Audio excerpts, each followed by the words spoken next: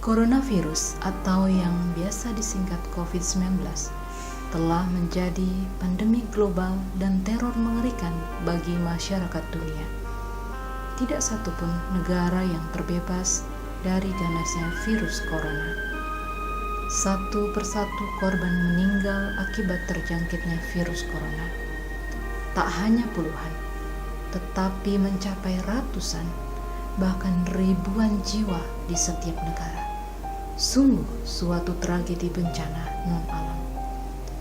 Setiap negara tidak siap menghadapi kondisi ini.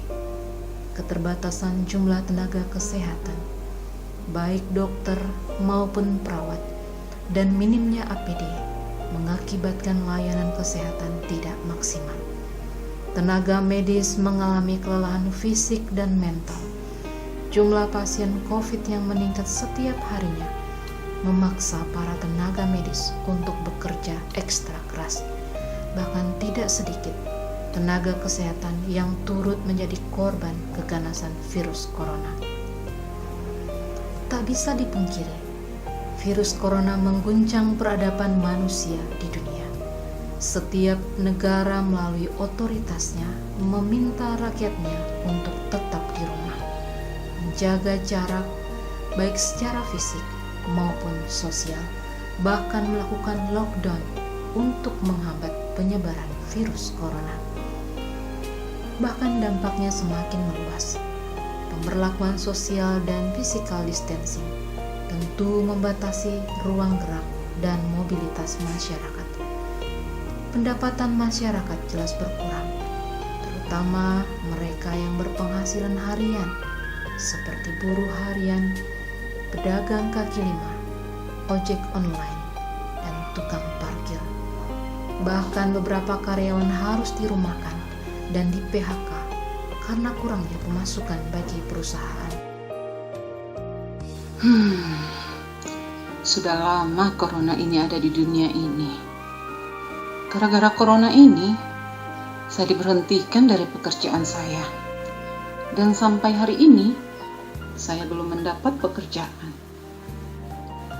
Bagaimana saya dapat menghidupi anak-anak saya ya di tengah-tengah pandemi ini?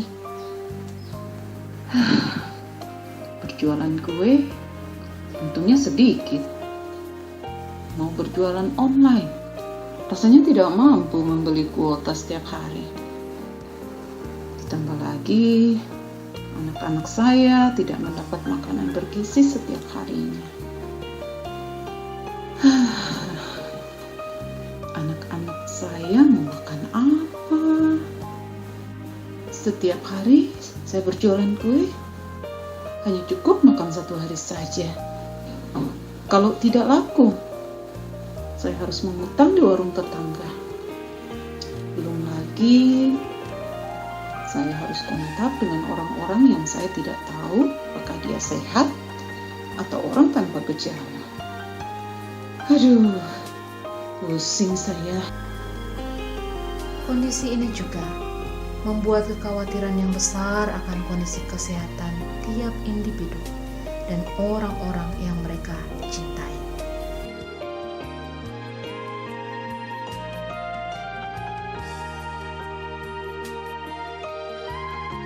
Bagaimana kondisi kesehatan anak saya nanti ya? Jika melahirkan nanti, COVID ini belum berlalu.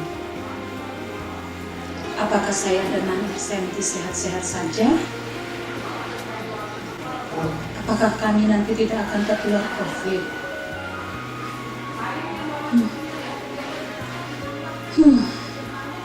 Bagaimana juga kondisi suami saya sekarang?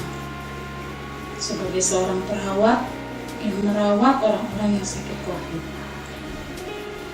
Sampai sekarang jumlah pasien makin meningkat. Bagaimana jika dia nanti tertular? Bagaimana keadaan anak-anak kami nantinya? Sedangkan sekarang saja ia sudah berbulan-bulan tidak pulang ke rumah. Ada rasa rindu, rasa lelah dan bosan menghadapi keadaan ini. Rasanya mau menyerah. firman Tuhan sebagai penopang, penghibur, dan pemberi kekuatan untuk melewati masa-masa sulit di tengah pandemi COVID sangat dibutuhkan oleh setiap orang. Oleh sebab itu, pemberitaan Injil Kristus harus semakin gencar diberitakan, karena Kristus datang ke dunia untuk menyelamatkan orang berdosa. Hormat, kemuliaan, sampai selama-lamanya bagi Raja segala zaman. Amin.